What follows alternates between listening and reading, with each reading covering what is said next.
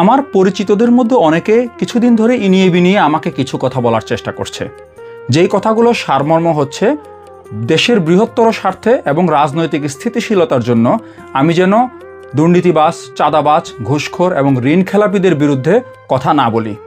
কিন্তু আমার প্রশ্ন হচ্ছে, দেশের বৃহত্তর স্বার্থ বলতে আপনি আসলে কি বুঝেন? আমার কাছে দেশের বৃহত্তর স্বার্থ হচ্ছে সাধারণ জনগণের স্বার্থ। বৃহত্তর স্বার্থের মূলা দেখিয়ে আমি কখনোই বলতে পারবো না আপনি একজন দুর্নীতিবাজ, চাঁদাবাজ এবং ঋণ খেলাপিকে ভোট দিন। বাংলাদেশের একজন রাজনীতি সচেতন নাগরিক হিসেবে আমি বলবো, আপনি আপনার এলাকার সৎ, যোগ্য ও শিক্ষিত ব্যক্তিটাকে ভোট দিন। এমন ব্যক্তিকে এমপি প্রার্থী হিসেবে আপনি ভোট দিন যে আপনার এবং আপনার এলাকার উন্নয়নের জন্য কাজ করবে। আর হ্যাঁ, 2026 সালের গণভোটে অবশ্যই হ্যাঁতে সিল দিবেন। এতে করে স্বৈরাচার ফিরে আসার পথ অনেক কঠিন হয়ে যাবে।